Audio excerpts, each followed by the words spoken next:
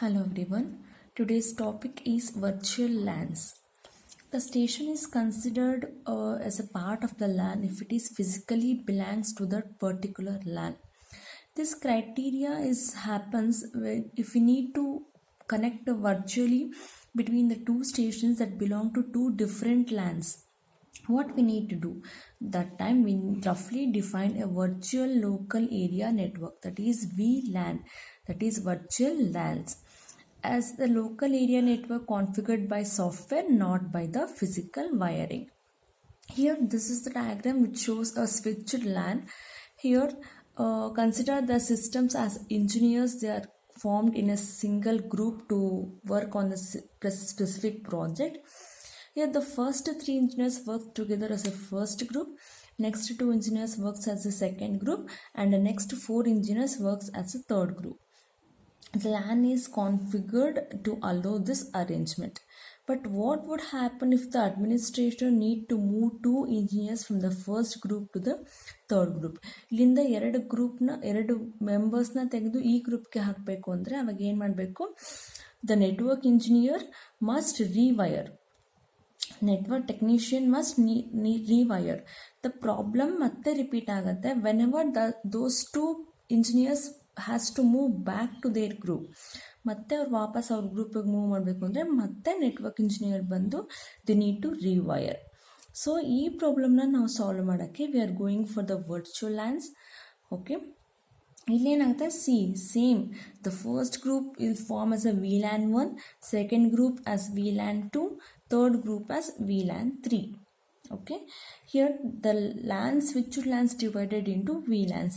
The whole idea of VLANs technology is to divide a LAN into logical instead of physical sequence. A LAN can be divided into several logical LANs. Here VLAN is a work group in an organization. If a person moves from one group to another, there is no need to change the physical configuration. The group membership in VLANs is defined by software and it is not hardware. Any station can be logically moved to another VLAN. All members belonging to a VLAN can receive broadcast messages sent to that particular VLAN.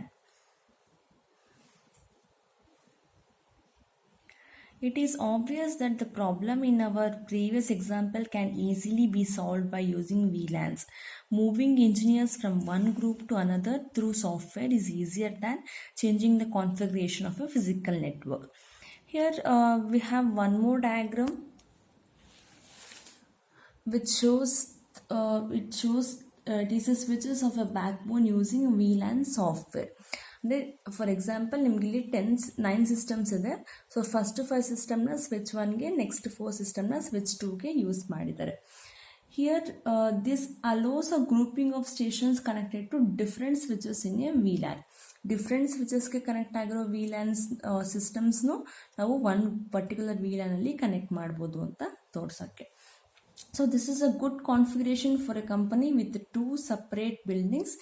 Each building can have its own switched LAN connected by the backbone. So people in the first building and people in the second building can be in the same work group even though they are connected to the different physical VLANs. From these 3 examples, we can see that the VLAN defined broadcast domains. VLANs group stations belong to one or more physical LANs into broadcast domains. So though they belong to a physical segment, this is about a VLAN.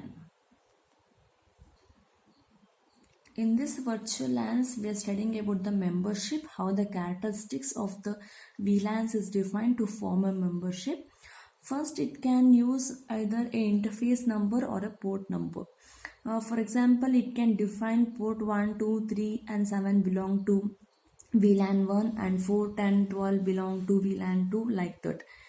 Second one, we can use the MAC address. MAC address will be a 48-bit MAC address. By using this MAC address also, we can define the vendors of the VLAN. Next, IP address. We can use the 32-bit IP address. Using 32-bit IP address, we can define the membership of the VLAN vendors. Then multicast IP address. Multicasting means it can be both in IP layer and also it can be in the data link layer. Otherwise, you can use the combination of all the addresses and numbers we can use, and we can define the vendors and the VLAN membership. The configuration of this VLAN can be done in three methods, that is a manual configuration, automatic configuration, and semi-automatic configuration. Manual means the network administrator uses the VLAN software to manually assign the stations into different VLANs. If you are using it manually means it is not a physical configuration. It is a logical configuration only, but the term manually means the administrator types the port numbers that belong to a single VLAN software. Next one is automatic configuration. In an automatic configuration, the stations are automatically connected or disconnected from a VLAN using a criteria defined by the administrator. In semi-automatic configuration, the configuration is somewhere between a manual configuration and the automatic. It initializes is done manually, which with migrates done automatically. This is about the configuration. Next is communication between switches. As you see in this diagram, the two switches are connected in a LAN. So these two switches must have the information about the other switches connected to the which are the VLANs. The first one is table maintenance. In this, when a station sends a broadcast frame to this group member, the switch creates an entry in a table, and this records the station membership. And if you are using frame tagging, the frame is traveling between switches. There is an extra header is added to the MAC frame to define the destination. The frame tag is used by the receiving switches to determine the VLANs that are receiving the broadcast messages. Next one is TDM. TDM means here the connection between the switches is divided into time shared channels. So by using a time shared channels, we can define the TDM, that is time division multiplexing. IEEE standard means it is a passed standard called 802.1q, which defines the format for frame tagging. The standard also defines the format to be used in the multi-switched backbones, and it enables the use of multi-vendor equipment in VLANs. It is further standardization in other issues related to VLANs.